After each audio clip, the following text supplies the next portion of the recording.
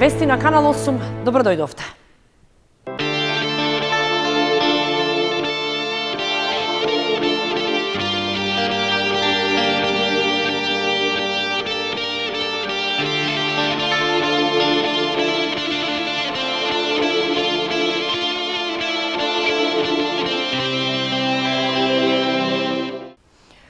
По завршувањето на предвремените парламентарни избори се уште се прават анализи на освоените гласови и бројот на пратенички места. Според правичните и неофицијални податоци, и двајцата кандидати откочани од двете најголеми коалиции се избрани за пратеници. Еден ден по завршувањето на предвремените парламентарни избори се уште се прават пресметки и анализи за бројот на пратенички места што ќе ги добијат коалициите и партиите. Иако до затворањето на нашата информативна емисија Вести се уште не беа достапни резултатите од веб страницата на Државната изборна комисија, сепак според последните соопштени податоци, известно е дека и двајцата кандидати за пратеници откочени ќе се најдат во новиот парламентарен состав. Марија Ангелова од коалицијата Можеме на СДСМ, која беше на 8-та позиција, заедно со останатите колеги од кандидатската листа во општина Кочени доби 7660 гласови. Нешто помалку, односно 7176 гласа освои коалицијата Обнова за Македонија, предводена од ВМРО ДПМН, што е доволно за и нивниот кандидат Миле Левков да биде дел од новиот состав на Македонското собрание. Според последните достапни резултати од Општинската изборна комисија во Кочани, излезноста изнесувала 53,62%, односно своето гласачко право го оствариле 17.506 од вкупно запишаните 32.659 граѓани со право на глас. Во текот на изборниот ден и двајцата кандидати за пратеници од Кочани го остварија своето право и искажаа дел од впечатоците од предизборната кампања и од самиот чин на гласање. Го остварив своето право на глас. Очекувам фер изборен ден, мирни избори, да ги почитуваме протоколите за заштита и гласаме сите за иднината на нашата земја. Нека победи подобриот. Денот на гласање и гласачкото право се најдобар чувар на демократијата во Македонија и единствен начин да обезбедиме напредок на државата. Посакам да имаме мирен изборен ден. Инаку, според пресметките на граѓанската асоциација Мост за добиените резултати во изборната единица број 3, коалицијата Обнова за Македонија освоила 45,12% од гласовите, додека коалицијата Можеме има 42,67%. Зад нив е Левица со освоени 4,5% гласови, што значи дека е можно да освои и едно пратеничко место. Дуипак има 2,4% од гласовите во третата изборна единица, додека останатите партии се со далеку помал број добиени гласови и ќе останат без пратеник во оваа изборна единица.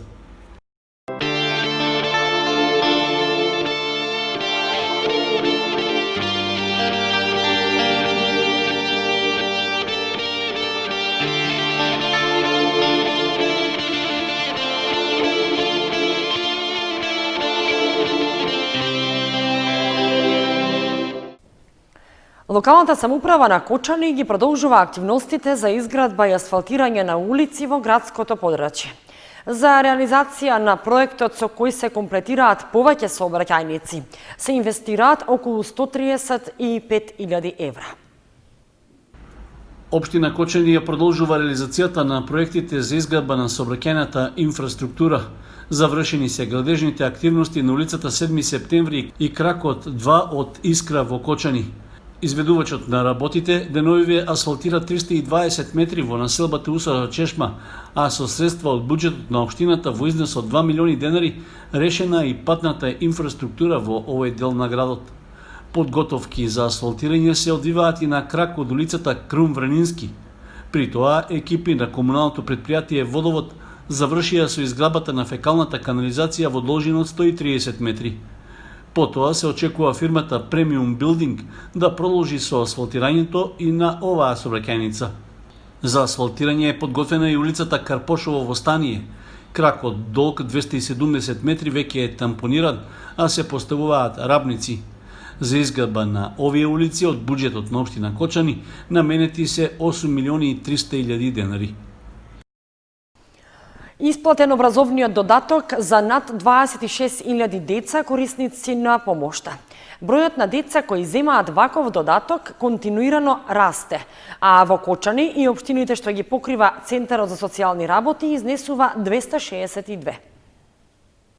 262 деца од подрачјето и општините што ги покрива меѓуопштинскиот Центар за социјални работи од Кочани добија образовен додаток за четвртиот мерен период, информираат од Центарот. Министерството за труд и социјална политика изврши исплата на додатокот за образование за 26.000 деца. Со оваа исплата образовен додаток добија над 2.000 деца повеќе, бидејќи бројката на корисници на ваков додаток континуирано се зголемува. Последниот мерен период во вкупен износ, во паричен износ, вкупен износ се исплатени по основ на ова право 590.934 денари.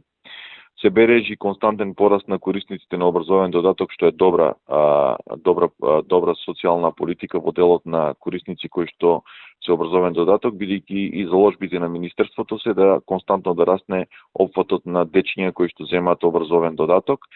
Па ви известувам дека во првиот мерен период имавме 157 корисници на образовен додаток, во вториот 159, во третиот 251 и во последниот мерен период имаме 262 корисници на образовен додаток. Ова се средства кои што значително можат да влијаат на социјалниот статус и на материјалниот статус на лицата кои што се корисници на овие средства. Со образовниот додаток всушност се грижат за секое дете и не се дозволува здравствено-економската криза да се одрази на најмладата популација. Многу е значајно децата од семејства без или со ниски приходи да добијат дополнителна помош и затоа владата донесе уредба со кој престана важењето на условот за потврда за редовност за исплата на додатокот за образование за третиот и четвртиот мерен период за учебната 2019-2020 година. Тоа беше со цел да се улесни пристапот до овие права. Хуманитарен концерт на браната градче за помош на Славица Димитрова од Кочани организираат група млади уметници. Истиот ќе се одржи в сабота на 18 јули со почеток во 12 часот. Хуманитарен настан организираат група млади уметници од Кочани на браната градче во мотелот Еврохотел градче. Тие ќе свират и пеат за помош на Славица Димитрова од Кочани, која боледува од макуларна дегенерација на очите и на која и се потребни средства за лекување соматични клетки во Русија. Концертот ќе се одржи в сабота на 18 јули со почеток во 12 часот, а организаторите ги покануваат сите хумани граѓани да дојдат и да донираат за Славица. Ние, група млади од Кочани, се договоривме за во цел на Славица Димитрова да ја помогнеме да собере дел од потребната сума на пари, која што е потребно 6.000 евра за одењето на операција во Русија, на матични клетки. Ние се договоривме група од Кочани да свириме и да пееме. Концертот ќе се одржи на Еврохотел градче во Кочани со почеток од 12 часот па се до 17 часот. Ги замолуваме сите граѓани доколку сте во можност да донирате за нашата сограѓанка, колешка, пријателка Славица Димитрова од Кочани да собере дел од потребната сума на пари. Парите ќе можете да ги донирате во кутиите кои што ќе бидат поставени на штандот. Освен настаните, хуманите граѓани својата хуманост можат да ја покажат и преку донација на телефонските броеви испишани на екранот за помош на Славица и нејзината сестра Радмила, која боледува од истата болест, и на жиросметките во Унибанка. Летната школа за архитектура, која годинава ја одржува 29-та сесија на тема Омаш на заедништвото, со активностите почнува в четврток 16 јули со отворање на меѓународен студентски конкурс. Може да учествуваат сите студенти на архитектура кои имаат за задача да проектираат мала архитектура. Започна летната школа за архитектура на Архитектонскиот факултет, Универзитет Свети Кирил и Методи во Скопје. Темата е Омаш на заедништвото и активностите почнуваат на 16 јули со отворање на меѓународен студентски конкурс. До сега школата се одржуваше во прекрасниот предел на Лазарополе, а идните архитекти ќе имаат задача да проектираат мала архитектура, која поттикнува заедништво во центарот на Лазарополе. Периодот на регистрација на учесниците е до 27 јули, а конкурсот завршува на 17 август. Студентите ќе имаат одлична можност да се надпреваруваат со своите колеги во меѓународен контекст пред комисија составена од архитекти и професори од Берлин, Љубљана и од Скопје. Темата Омаш на заедништвото има за цел, обратно од преовладувачкиот тренд на размислување за новиот визуелен пејзаж на COVID-19, базиран на физичкото дистанцирање, да подсети со педагошка одговорност дека суштинскиот карактер на архитектурата е да зближува, да поврзува, да потикнува заедништво. Затоа темата повикува да се сеќаваме, да ги истражуваме, да ги преобмислуваме, да ги славиме просторните образци на заедништвото низ повеќе активности. На 28 јули на платформата Zoom ќе се одржи и онлайн отворање на летната школа.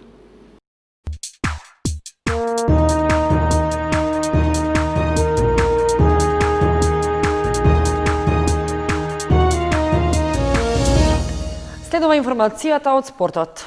Фудбалскиот клуб Осогово продолжува со доекипирање и засилување на играчкиот кадар пред почетокот на новото првенство. На клубот му пристапи искусниот фудбалер Митевски, кој пред 2 години беше дел од тимот на жолтосините.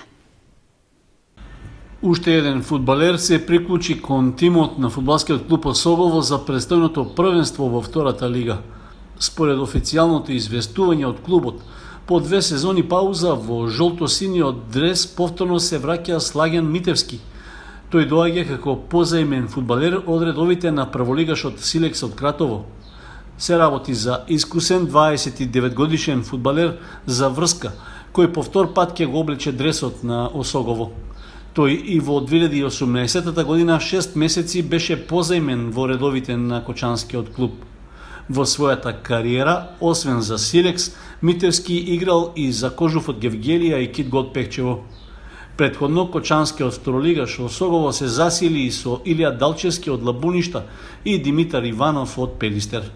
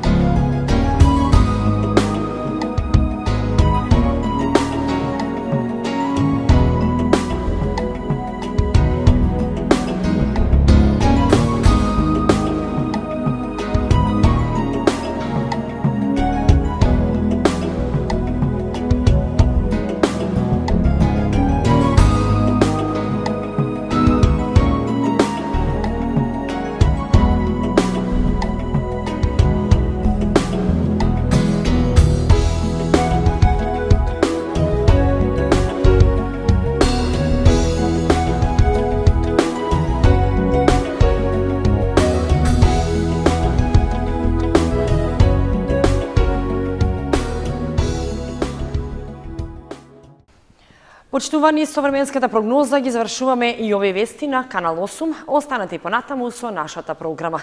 Дојдување.